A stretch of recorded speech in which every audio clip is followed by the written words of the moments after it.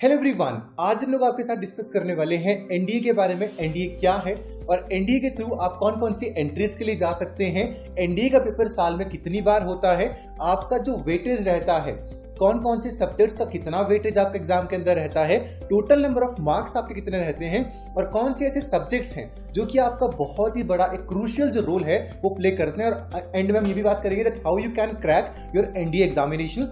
हर एक चीज को इन डिटेल डिस्कस करने वाले हैं। I guarantee you this thing कि अगर आप इस वीडियो को कंप्लीटली देख लेते हैं तो आपका रिगार्डिंग एनडीए कोई भी जो डाउट है वो नहीं बचेगा। Without wasting any further time, let's begin with today's video. And if you have not subscribed to Be Personified Defense Academy, then you can subscribe to us and like this video क्योंकि ऐसी बहुत सारी videos in the future आने वाली हैं। So let's begin. अगर हम बात करते हैं एनडीए के बारे में, NDA stands for your National Defense Academy। अब जब एनडीए के लिए पोस्ट निकलती हैं तो सिर्फ एनडीए के लिए नहीं निकलती हैं। हम इस एक जो एंट्रेंस एग्जाम होता है उसको हम बोलते हैं NDA plus NA, National Defence Academy, और एनए भी साथ में होता है, that is your Naval Academy. इन दो जगहों के लिए आपकी जो पोस्टिंग्स होती हैं, आपकी जो फॉर्म्स होते हैं वो निकलते हैं। आपकी टोटल इस साल 2022 में हम इस टाइम पर हैं और आपके इस साल जो है वो टोटल 400 सीट्स हैं। इसका एक चीज और गुड न्यूज भी है कि इस अब से जो पहले जो क्या होता था कि एनडीए के अंदर लड़कियां अलाउड नहीं होती थी, लेकिन अब से जो लड़कियां हैं वो भी एनडीए के अंदर जाकर देश सेवा का जो सपना है उसको पूरा कर सकती हैं। स्टार्ट करते हैं that what is NDA. NDA जो है ना आपका नेशनल डिफेंस एकेडमी की अगर हम बात करते हैं, ये आपका एक joint defence services training institute है जहां पर तीनों जो आपकी हमारी जो इंडियन आर्मी है उसके तीन हिस्से हैं, आपका Indian navy, air force and your Indian army. जो आपकी एयरफोर्स के साथ में जो आपकी इंडियन आर्मी होती है, जो ग्राउंड फोर्सेज होती हैं, वहां पर जो रिक्रूटमेंट की जाती है ऑफिसर्स की वो इस एग्जाम के थ्रू करी जाती है आफ्टर योर क्लास 12th। अब इसके बाद क्या होता है, एग्जाम को क्रैक करने के बाद उनको एनडीए में जाना पड़ता है। NDA is national Defence academy, वो पुणे में है आपकी, खड़ा कवासला में। वहीं पर आपकी जो बैचलर्स डिग्री होती है वो होती है। बहुत सारे लोग इस बात पे भी कंफ्यूज होते हैं कि क्या एनडीए क्रैक करने के बाद हम डायरेक्टली ऑफिसर्स बन जाते हैं। हर एक डाउट को यहाँ पर हम क्लियर करने वाले हैं। तो हम स्टार्ट करते हैं एनडीए क्या है। तो एनडीए आपका एक ऐसा एंट्रेंस एग्जामिनेशन है जिसके अंदर इंडियन आर्मी के अंदर अगर आपको इंडियन एयरफोर्स को ज्वाइन करना है, ग्राउंड फोर्सेस को ज्वाइन करना है, या फिर अगर आपको इंडियन नेवी को ज्वाइन करना है ऑफिसर्स कैडर के अंदर, तो आप इस एग्जाम के अंदर अपीयर हो सकते हैं। अब स्टार्ट करते हैं एनडीए आपका कहां पर है। एनडीए इज लोकेटेड इन खड़ा कवासला, है ना, इन पुणे इन महाराष्ट्र। आपका ये एनडीए जो है वो खड़ा कवासला में है, इन पुणे इन महाराष्ट्र, है ना। तो सबसे पहले को पता होना चाहिए कि भैया आपकी जो लोकेशन है एनडीए की वो कहां पर है। तो पुणे महाराष्ट्र में आपकी जो लोकेशन है वो है। अब सबसे बड़ी बात यह आती है कि जब हम किसी एंट्रेंस एग्जाम की बात करते हैं तो हमें उसका पता होना चाहिए कि गवर्निंग अथॉरिटी कौन सी है, कौन सी जैसी अथॉरिटी है जो इस एंट्रेंस एग्जाम को कंडक्ट कराती है। सो फर्स्ट ऑफ ऑल हम बात करते हैं कंडक्टिंग अथॉरिटी के बारे में। तो एनडीए का जो एग्जाम होता है वो आपका कंडक्ट कराया जाता है बाय यूपीएससी, ठीक है। इंडियन आर्मी के अंदर जो एग्जाम होता है उसको कंडक्ट कराता है आपका यूपीएससी। आपको यूपीएससी के बारे में पता होगा, अगर आपको एब्रिविएशन नहीं पता, so abbreviation is Union Public Service Commission. ये चीज हमने यहां पर आपके लिए लिखी भी हुई है। So this stands for union Public Service commission. अब इसके अंदर इस पेपर को देने के बाद आप इंडियन आर्मी के अंदर जा सकते हैं, नेवी के अंदर जा सकते हैं और एयरफोर्स के अंदर जा सकते हैं थ्रू योर एनडीए। अब जब एग्जाम के बारे में पता चल गया भी कौन कंडक्ट करा रहा है, तो ये भी पता होना चाहिए भी कितनी बार साल में होता है। एनडीए का एग्जाम जो है साल में 2 बार होता है। ये चीज बच्चों के दिमाग में बहुत बड़ी डायलेमा होता है कि 2 बार होगा तो कब कब होता है और क्या जो आपका प्रोसीजर है वो वहां पर रहता है। So first of all the thing is कि आपका जो एनडीए का एग्जाम है वो साल में 2 बार होता है, ठीक है। उसको हम बोलते हैं NDA 1 and your NDA 2। Exam frequency is twice in a year, है ना। अब आगे चलते हैं अगर हम सिलेक्शन प्रोसेस के ऊपर। सिलेक्शन प्रोसेस क्या होता है? सिलेक्शन प्रोसेस के अंदर सबसे पहले आपका रिटन एग्जाम होता है, आपको रिटन एग्जाम देना होता है। रिटन एग्जाम का आपका कितने मार्क्स का होता है, अगर मैं आपको शॉर्ट फॉर्म में बताऊं, 300 मार्क्स का आपका मैथमेटिक्स का पेपर होता है और 600 नंबर का आपका जनरल एबिलिटी का पेपर होता है। मैं आगे आपके साथ सब्जेक्ट्स के बारे में भी डिस्कशन कर रहा हूँ क्योंकि ये एक कंप्लीट वीडियो है एनडीए के बारे में कि आप एनडीए के अंदर Indian army, Indian navy and Indian air force के एंट्रेंस के लिए किस तरह से आप जा सकते हैं। हम यहां पर बात कर रहे हैं regarding the selection process. Selection process में सबसे पहले जो हमारी चीज आती है वो होता है हमारा रिटन एग्जामिनेशन। रिटन एग्जामिनेशन को क्रैक करने के बाद अगला जो हमारा होता है that is your SSB interview and जो थर्ड वन होता है that is your medical examination. First of all आप जाते हैं रिटन एग्जाम के लिए। अब रिटन एग्जाम के अंदर क्या क्या होता है, आपकी जो क्या क्वालिफिकेशंस होनी चाहिए वो उसके बारे में आगे बात करेंगे। अब पेपर आपका ऑफलाइन होता है या ऑनलाइन होता है? तो अभी तक जो आपका पेपर है वो ऑफलाइन मोड से होता है। हो सकता है इन द फ्यूचर आपका जो पेपर है वो ऑनलाइन मोड से कंडक्ट कराया जाए, लेकिन हम 2022 में खड़े हैं और इस टाइम के ऊपर आपका जो पेपर होता है वो पेन एंड पेपर मोड से होता है और ऑफलाइन मोड से आपका जो पेपर है वो होता है। अब पेपर पर मोड का पता लग गया भाई पेपर किस मोड से हो रहा है, लेकिन हमें यह पता होना चाहिए कि क्या एग्जाम सेंटर्स मेरे घर के नजदीक हैं या नहीं है। आपके जो एग्जाम सेंटर्स होते हैं पूरे ऑल ओवर द इंडिया होते हैं, in all the cities and in all the towns all across the country. NDA का एंट्रेंस एग्जाम को भरने के बाद आप भरेंगे किस तरह से उसके बारे में आगे बात करेंगे, लेकिन फर्स्ट ऑफ ऑल आपने ये चीज जानी है कि भाई एनडीए के थ्रू कहां कहां पे हमारी सिलेक्शन होगी। दूसरी हमने ये जानी है कि पेपर हमारा कौन कंडक्ट कराता है, यूपीएससी कंडक्ट कराता है। तीसरी चीज हमने ये पता करी है कि भाई हमारा जो पेपर है वो पेन एंड पेपर मोड से होगा। चौथी चीज हमें पता लगी है कि हमारे पूरे के पूरे हिंदुस्तान के अंदर, पूरे के पूरे इंडिया के अंदर, हिंदुस्तान के अलग अलग शहरों में, अलग अलग कस्बों में जो सेंटर्स होते हैं वो आपके होते हैं, तो आपको चिंता परेशानी करने की जरूरत नहीं है। आप पूरे हिंदुस्तान में जहां मर्जी से भी हो, आपको जो सेंटर है आपकी वो सिटी के अंदर मिलने की पूरी पूरी संभावनाएं यहाँ पर रहती हैं।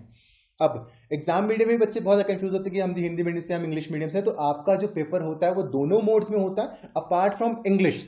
यहाँ पर इनका जो ऑफिशियल प्रोस्पेक्टस है ये सारी की सारी इन्फॉर्मेशन वहीं से डिराइव करी गई है ताकि आपको स्पष्ट तरीके से हर एक चीज को यहाँ पर समझाया जा सके।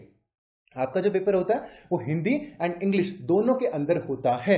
अपार्ट फ्रॉम इंग्लिश जो कि जनरल एबिलिटी के पेपर के अंदर आती है, उसके अलावा आपको हिंदी एंड इंग्लिश दोनों को जो चूज करने का जो ऑप्शन है वो वहां पर मिलता है। अब पेपर को भरा किस तरह से जाता है, आपको जाना होता है यूपीएससी की वेबसाइट के ऊपर, दैट इज upsconline.nic.in। ये आप यहाँ पे वेबसाइट को देख सकते हो। तो इस वेबसाइट के ऊपर जाने के बाद आप इस फॉर्म को फिलअप कर सकते हो। कैसे फिलअप करोगे आगे हम बात करेंगे, लेकिन आप यहां पर जाके इसको फिलअप कर सकते हो। अभी हमें बेसिक बिल्कुल आइडिया हम ले रहे हैं, उसके बाद हमको हर एक चीज को इन डिटेल डिस्कस करने वाले हैं। अब अगर फॉर्म भरा जाना, ऑब्वियसली बात है फीस भी होनी है, लेकिन फीस इसके इंडियन आर्मी ने बहुत कम रखी हुई है, it's just 100 rupees. General and OBC candidates के लिए फीस 100 रुपीज है। एसटी कैंडिडेट्स हैं, अगर आप फीमेल कैंडिडेट्स हैं, वार्ड्स ऑफ जेसीओज हैं, एनसीओज हैं, ओआरएस हैं, तो आपको कोई भी फीस पे करने की जरूरत नहीं है। पहले क्या हुआ करता था, सिर्फ और सिर्फ जो बॉयज होते थे वही इंडियन आर्मी के अंदर जाते थे थ्रू द एनडीए एंट्री। लेकिन अब से क्या हो रहा है कि आपकी जो फीमेल्स हैं उनके लिए भी जो कुछ सीट्स हैं वो रखी गई हैं in the specific colleges, in the specific entries आपके लिए, वो भी इसके बारे में हम आगे बात कर रहे होंगे। तो ये हमारी एप्लीकेशन फॉर्म की फीस है। अब हम अगर बात करते हैं कि एनडीए के अंदर जो टोटल आपकी सीट्स हैं वो कितनी है। Total number of seats as per NDA and NA, जो अभी जो सेकंड पेपर का जो नोटिफिकेशन आया है उसके अंदर आपकी 400 टोटल सीट्स हैं, which is divided into different branches of arm forces, जो कि अलग अलग ब्रांचेस के अंदर डिवाइड करी गई है। यहां पे एक नोट मैंने लिखा है आप लोगों के लिए, vacancies are provisional and may be changed depending on the availability and the training capacity of the national defence academy and naval academy. ये होगा कि मतलब आप इस तरह से समझो इस चीज को कि वो जो वैकेंसीज अभी निकली हैं हो सकता है अगले साल बढ़ जाएं, क्योंकि हर साल डेवलपमेंट्स हो रही हैं। जिस हिसाब से नेशनल डिफेंस अकेडमी की या और जो नेवल अकेडमी है उनकी कैपेसिटीज बढ़ेंगी और ज्यादा लोगों को एक साथ में ट्रेन करने की सीट्स आपकी बढ़ने वाली हैं, है ना। अब इसका एक चीज और होती है कि भाई जब आप ज्वाइनिंग कर लेते हो उसका जब का ट्रेनिंग पीरियड होता है वो कितना होता है, तो ये आपका 4 साल का होता है। बहुत सारे लोग इस बात पर कंफ्यूज होते हैं कि भाई जो एनडीए ऑफिसर्स होते हैं क्या वो 12th पास ही होते हैं या वो ग्रेजुएट नहीं होते, क्योंकि 12th के बाद बच्चों को जब डायरेक्टली रिलीज आ रहा है तो वहां पर इंडियन आर्मी में कैसे जाएंगे। तो हर एक चीज को हम आगे एक्सप्लेन करने वाले हैं। तो आपका जो ट्रेनिंग पीरियड होता है वो आपका 4 साल का रहता है। आगे बात करते हैं एलिजिबिलिटी क्राइटेरिया के बारे में। अगर हम एलिजिबिलिटी क्राइटेरिया की बात करते हैं तो मेल एंड फीमेल कैंडिडेट्स दोनों इसके लिए एलिजिबल हैं। मेल, अगर आप मेल है आप तब भी एलिजिबल है, अगर आप फीमेल है आप तब भी एलिजिबल है। Mail and female candidates who have completed there 12th with minimum 60% और equivalent can apply for the exam. आपके क्लास 12th के अंदर 60% जो मार्क्स हैं वो होने चाहिए। अगर आपके 12th के अंदर 60% मार्क्स नहीं है तब आप इस एंट्रेंस एग्जाम के लिए एलिजिबल नहीं है। अब इसके अंदर भी चीज होती है कि भाई आप इंडियन आर्मी के लिए अप्लाई करना चाह रहे हो, इंडियन नेवी के लिए करना चाह रहे हो या फिर एयरफोर्स के लिए करना चाह रहे हो, तो उसके लिए ना अलग अलग क्राइटेरिया है। जैसे क्या होता है ना, अगर हम जेईई एंट्रेंस एग्जाम की बात करते हैं जो कि इंजीनियरिंग का सबसे बड़ा एंट्रेंस एग्जाम है हिंदुस्तान का, तो वहां पर आपको फिजिक्स, केमिस्ट्री एंड मैथमेटिक्स ही सिर्फ चाहिए होता है और वहां पर जो मेडिकल स्ट्रीम के बच्चे हैं वो अप्लाई नहीं कर सकते हैं। लेकिन एनडीए इस जो ये एक चीज है कि भाई लिमिटेशन है जेईई एंट्रेंस एग्जामिनेशन की, उसको वो काट देता है और यहाँ पर क्या कहता है कि एनडीए के अंदर मेडिकल स्ट्रीम के बच्चे हों, आर्ट्स स्ट्रीम के बच्चे हों, कॉमर्स स्ट्रीम के बच्चे हों, सारे के सारे यहां पर आ सकते हैं। लेकिन वहां पर कुछ चीजें ऐसी रखी गई हैं, कुछ शर्तें ऐसी रखी गई हैं, आपको उनको मानना पड़ता है। उसके बारे में आगे बात करते हैं। अगर आप इंडियन आर्मी के अंदर जाना चाहते हैं तो आपको 12th क्लास को पास करना होता, 10+2 स्कूल एग्जामिनेशन है ना, अगर आप यहाँ पे देख पा रहे हो, और equivalent exam perform by the state education board और यूनिवर्सिटी। आपको जो क्लास 12th का जो एग्जाम होता है आपको उसको कंप्लीट करना होता है। उसके बाद में आपको जो, अगर आप नेवी और इंडियन एयरफोर्स के लिए जाना चाह रहे हैं तो आप 12th पास होने चाहिए तो विद फिजिक्स एंड मैथमेटिक्स। अगर आप फिजिक्स एंड मैथमेटिक्स के साथ 12th पास नहीं है तब आप इस एग्जाम के लिए एलिजिबल नहीं होते हैं। तो आपको ये, अगर आप इंडियन नेवी और इंडियन एयरफोर्स के लिए अप्लाई करना चाहते हैं, physics and mathematics are the major subjects जो कि आपके क्लास 12th के अंदर होने चाहिए। अगर वो नहीं है तो सिर्फ और सिर्फ आप इंडियन आर्मी के जो ग्राउंड फोर्स है आप उसके लिए ही अप्लाई कर सकते हैं। ठीक है, आगे चलते हैं। अब इतने भैया तो हमने बात कर ली, लेकिन अब एज लिमिट की क्या बात है। एज लिमिट यहाँ पे इंडियन आर्मी के अंदर ये बोली जाती है कि सिर्फ और सिर्फ unmarried male and female aspirants जिनकी एज है 16.5 साल से लेकर 19.5 साल तक, they all are eligible to apply. 16.5 साल से लेकर 19.5 साल के बीच में जो लोग होते हैं वो सारे के सारे एलिजिबल होते हैं किस चीज के लिए, एनडीए एग्जाम के अंदर अप्लाई करने के लिए। चाहे आप मेल कैंडिडेट हैं चाहे आप फीमेल कैंडिडेट हैं, आप उसके लिए एलिजिबल हैं। आगे चलते हैं नेशनल क्राइटेरिया के लिए। अब इसके साथ में एक चीज़ होती है कि भाई आप अनमैरिड होने चाहिए, तो आपको जल्दी नहीं करनी है शादी करने में, है ना, थोड़ा टाइम लेना, उसके बाद आपको सोचना है। ट्रेनिंग पीरियड के बाद आप ड्यूरिंग ट्रेनिंग भी आप शादी नहीं कर सकते। अब जब आपकी ट्रेनिंग कंप्लीट हो जाती है, इंडिया में बोलता है कि जब आपकी ट्रेनिंग कंप्लीट हो चुकी है आप उसके बाद फ्री हैं, आप उसके बाद कुछ भी कर सकते हैं। लेकिन जब आपका पेपर होना है, पेपर होने से पहले और ट्रेनिंग के ड्यूरेशन के टाइम पर आप मैरिड नहीं हो सकते हैं, आपको अनमैरिड रहना होता है। ठीक है, नेशनैलिटी क्राइटेरिया की बात हमने स्टार्ट किया है कि भाई अनमैरिड मेल और फीमेल कैंडिडेट्स होने चाहिए। उसके साथ में सिटीजन ऑफ इंडिया होने चाहिए या फिर सब्जेक्ट टू नेपाल, या फिर आप नेपाल के ओरिजिन के हो सकते हैं जो कि आप यहाँ पे इंडिया में आ चुके हैं। उसके साथ में a person of the Indian origin who has migrate from Pakistan, जो कि पाकिस्तान से माइग्रेट होकर परमानेंटली इंडिया में आ गए, वो भी अप्लाई कर सकते हैं। बर्मा वाले कर सकते हैं, श्रीलंका वाले कर सकते हैं, ईस्ट अफ्रीकन कंट्रीज ऐसे केन्या है, युगांडा है, यूनाइटेड रिपब्लिक ऑफ तंजानिया है, ये सारे के सारे लोग जो कि परमानेंटली हिंदुस्तान के अंदर, इंडिया के अंदर रहने के लिए आ चुके हैं, वो सारे के सारे लोग इसके लिए अप्लाई कर सकते हैं।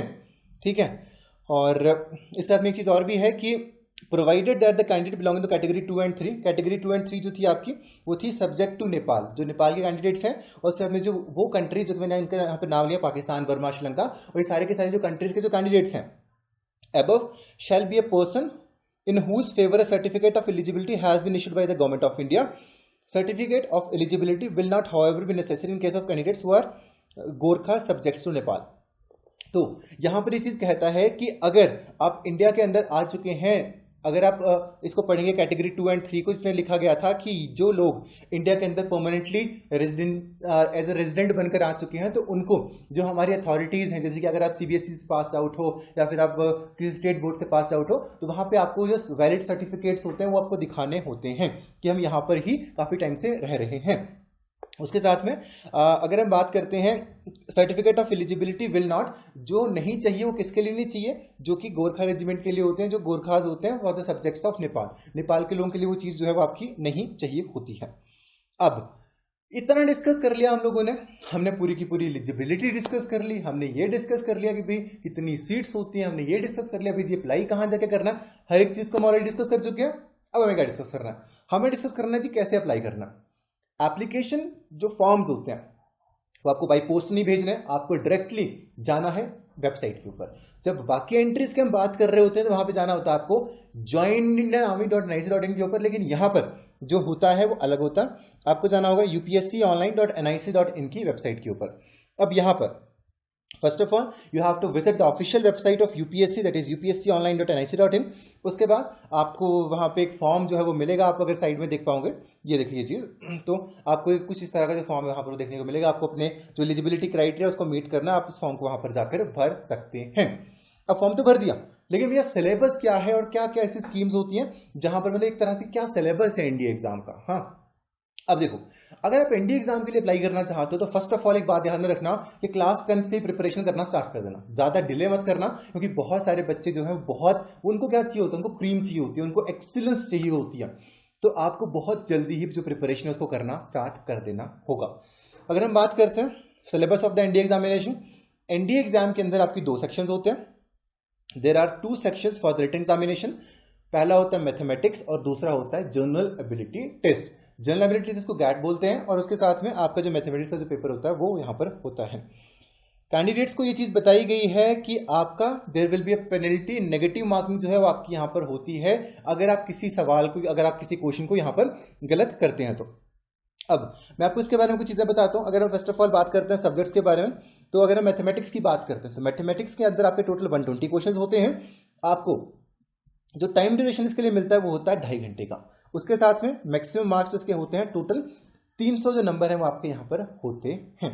उसके साथ में जनरल एबिलिटी टेस्ट की अगर हम बात करते हैं तो यहाँ पर टोटल नंबर क्वेश्चन होते हैं 150। टाइम आपको यहाँ पर भी 2.5 घंटे का ही मिल रहा है, एंड जो आपके मैक्सिमम मार्क्स होते हैं वो 600 नंबर के होते हैं। जनरल एबिलिटी टेस्ट के अंदर आपका जो सिंगल क्वेश्चन होता है वो आपका 4 नंबर का होता है। ठीक है, अब अगर हम बात करते हैं ये टोटल 900 मार्क्स हो गए, total 600 plus 300 is equal to 900 marks. अब उसके साथ में अगर हम एसएसबी की बात करते हैं तो एसएसबी का जो टेस्ट होता है, जो इंटरव्यू होता है, वो भी आपका 900 मार्क्स का ही होता है। ठीक है, 900 नंबर का आपका हो गया कौन सा पेपर, रिटन एग्जामिनेशन, जिसके अंदर कौन से सेक्शंस हैं, 2 सेक्शंस हैं। पहला मैथमेटिक्स, दूसरा क्या है, जनरल एबिलिटी टेस्ट, गैट होता है। उसके बारे में, सिलेबस के बारे में in the further upcoming videos के बारे में बात करेंगे, क्योंकि अगर इसी में हर चीज को डिस्कस करेंगे तो ये बहुत ज्यादा लंबा एक वीडियो हो जाएगा। तो हम यहाँ पर मेजर चीजों को डिस्कस कर रहे होंगे जो कि आपके लिए बहुत बहुत ज्यादा क्रूशियल है। एसएसबी जो आपका इंटरव्यू है वो आपका होता है 900 मार्क्स का। अब आपने रिटन एग्जाम दे दिया, रिटन एग्जाम को देने के बाद जो लोग क्वालिफाई होते हैं उनको बुलाया जाता है for the SSB entrance examination. Candidates who clear the NDA exam will be called for SSB interview at various selected centres. अलग अलग सेंटर्स के ऊपर जो है वो कैंडिडेट्स को बुलाया जाता है। अब एसएसबी के अंदर एक ना बहुत बेहतरीन चीज है। बेहतरीन चीज क्या है कि अगर वो ना इस तरह से डिटेक्शन करते हैं कि अगर एसएसबी सेंटर आपका, जैसे कि मान लीजिए कि पूरे हिंदुस्तान के अंदर अलग अलग जगहों पर आपके एसएसबी सेंटर्स होंगे, तो अगर कोई एसएसबी सेंटर उस कैंडिडेट के होम टाउन में है जहां पर वो बिलोंग करता है, तो वो सेंटर उसको नहीं मिलता है, उसको सेकंड प्रेफरेंस वाला जो सेंटर है वो वहां पर दिया जाता है। तो वहां पर इस तरह से भी ट्रांसपेरेंसी जो रखी जाती है कि भाई जान पहचान वाली चीजें ना हो पाए, तो अगर आपके शहर में एसएसबी सेंटर है तो आपको वो एसएसबी सेंटर नहीं मिलेगा, आपकी जो सेकंड प्रेफरेंस जो आपने दे रखी है आपको वो वाला जो सेंटर है वो वहां पर मिलेगा। अब आगे हम बात करते हैं एसएसबी के अंदर क्या क्या होता है। एसएसबी के अंदर आपकी 2 स्टेजेस होती हैं। पहली स्टेज देखो, आपने कंप्लीट वो सारा का सारा प्रोसीजर कर दिया आपका रिटन एग्जाम का। अब रिटन एग्जाम के बाद आपको बुलाया जाएगा इंटरव्यू के लिए। इंटरव्यू जो होता है यहाँ पे उसको ना एसएसबी बोलते हैं। ठीक है, एसएसबी जो है हम इसको यहाँ पर बोलते हैं। और आपका जो एसएसबी है वो आपका 2 हिस्सों में टूटा होता है, that is stage 1 and stage 2। एक मैं आपको बहुत ही बेहतरीन चीज यहाँ पे बताना चाहूंगा जो कि यहाँ पर मैंने नहीं लिख रखी है, वो ये है कि आप एक बार अपनी जिंदगी में एसएसबी के लिए जब आप जाते हैं इंटरव्यू के लिए, तो आप ट्रेवल अलाउंसेस जो होते हैं आप उनको क्लेम कर सकते हैं।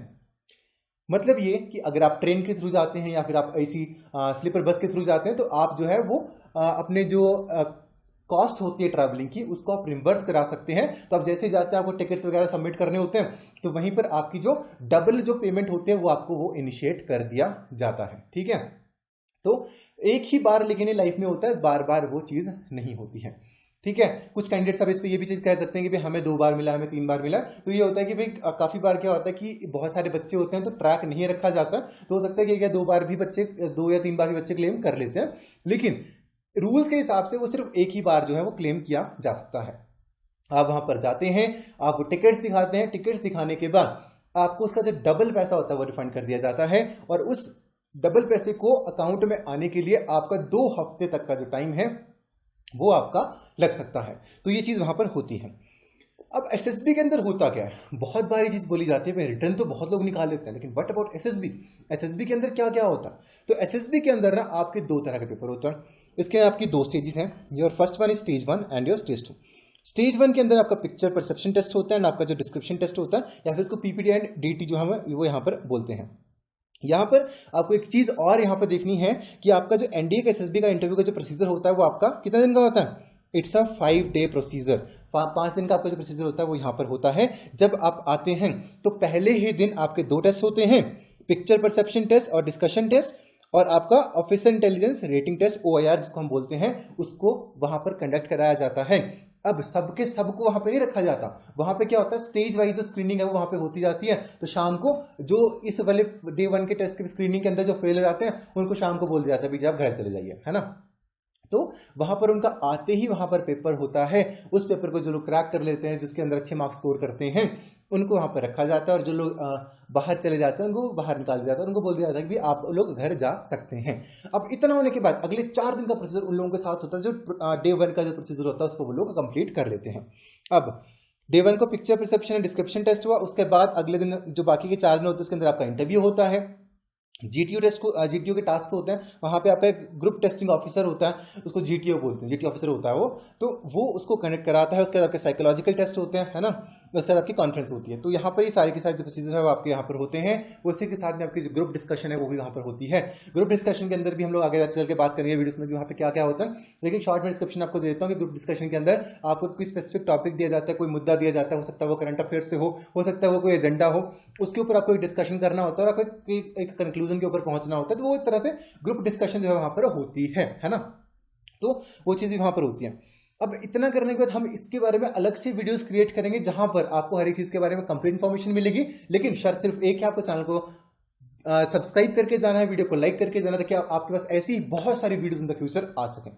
अब इतना होने के बाद अगला क्या होता है, फाइनल मेरिट लिस्ट आती है। अब फाइनल मेरिट लिस्ट के अंदर क्या होता है, फाइनल मेरिट लिस्ट जो आपकी होती है वो ऑब्टेन की जाती है दोनों मार्क्स पे। अब दोनों मार्क्स भैया कौन कौन से हैं, पहली चीज है रिटन का टोटल 900 मार्क्स, और एसएसबी के टोटल कितने हो गए जी, 900 मार्क्स, 900 प्लस 900, है ना, इतना बेसिक मैथ तो कर ही लोगे, एनडीए वाले है, 9 प्लस 900 1800 मार्क्स का आपका जो टोटल पेपर है वो यहाँ पर होता है।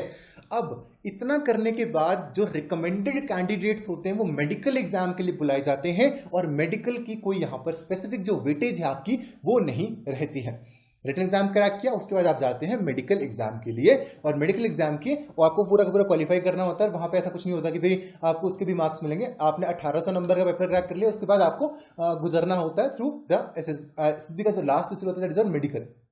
मेडिकल के अंदर क्या क्या होता है उसका हम थोड़ी सी चीजें देख लेते हैं, है ना।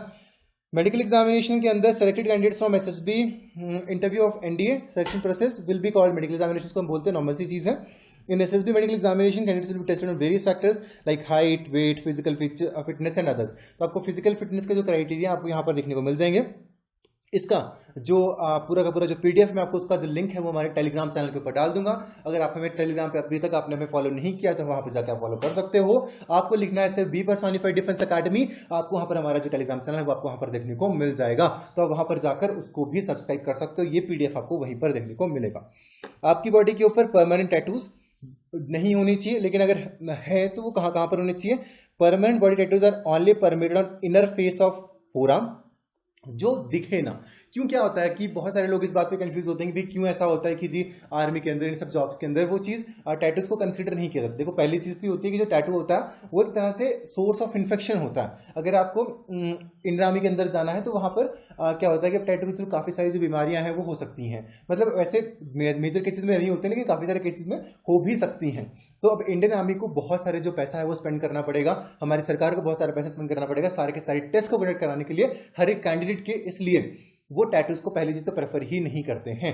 दूसरी चीज ये होती है कि एक सीरियसनेस ऑफ प्रोफेशन भी होता कि भाई जो आपका प्रोफेशन है आप उसके लिए कितनी ज्यादा सीरियस हो। तो एक तरह से जो टैटू वगैरह चीजें होती है ना, ये एक तरह से सीरियसनेस को कम दर्शाता है कि भाई मतलब उस तरह से मानी जाती है चीज, वो होता है नहीं होता वो आप लोगों पे डिपेंड करता है कि आप क्या चीज मानते हो। लेकिन सरकार हमारी चीज मानती है कि भाई हम उसको एक तरह से उतना सीरियस नहीं मानते हैं। तो जो अगर टैटूज हैं भी हैं तो ऐसी जगहों पर होनी चाहिए जो छुपे हों, वो दिखें ना, ठीक है। अब हाइट एंड वेट क्राइटेरिया की अगर बात करते हैं, देखो मैं आपको हमेशा से ये चीज कहता हूँ कि भाई हाइट एंड वेट क्राइटेरिया ऐसा होता है कि वेट की अगर हम बात करते हैं तो weight is always calculated by one thing that is your BMI. BMI क्या होता है जी, बॉडी मास इंडेक्स। बीएमआई को हम बोलते हैं बॉडी मास इंडेक्स। आप उसके थ्रू कैलकुलेट कर सकते हैं कि आपका हेल्दी वेट है, आप ओवर वेट हैं या फिर आप अंडर वेट हैं। आप उस तरह से हर एक चीज को एनालाइज कर सकते हैं। अब मिनिमम हाइट रिक्वायर्ड कितनी है for the male female candidates for entry into arm forces 157 centimetre और decided by the respective recruiting agency. अगर आप नॉर्थ ईस्टर्न रीजन से हैं तो आपको 152 सेंटीमीटर की जो रिलैक्सेशन है वहां पर वो मिल जाती है।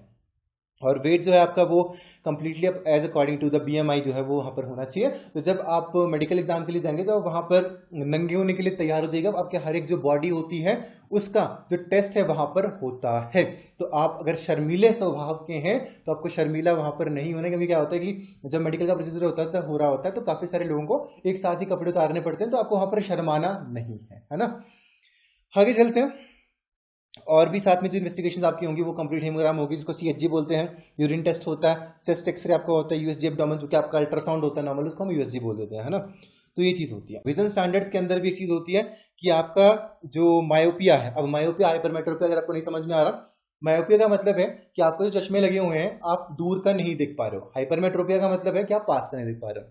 तो आप इसको इस तरह से याद रख सकते हो कि छोटा नाम लंबा दोष, मतलब कि छोटा नाम है मायोपिया और हम दूर का नहीं देख पा रहे, दूर की नजर हमारी कमजोर है। हाइपरमेट्रोपिया जो लंबा नाम है छोटा दोष, छोटा दोष मतलब कि हम नजदीक उसको नहीं देख पा रहे। मतलब ये कोई साइकोलॉजिकली या फिर कोई साइंटिफिकली प्रूवन चीज नहीं है कि ऐसा बोला जाएगा, लेकिन आप खुद को याद करने के लिए इस चीज को कंसिडर कर सकते हो। तो आपको ये चीज पता होगी कि मायोपिया के अंदर आपकी दूर की नजर कमजोर होती है, तो आपकी जो पावर है it should not be more than 2.5 dioptre. अगर आपके hypermetropia then it should not be more than 3.5 dioptre including astigmatism, है ना।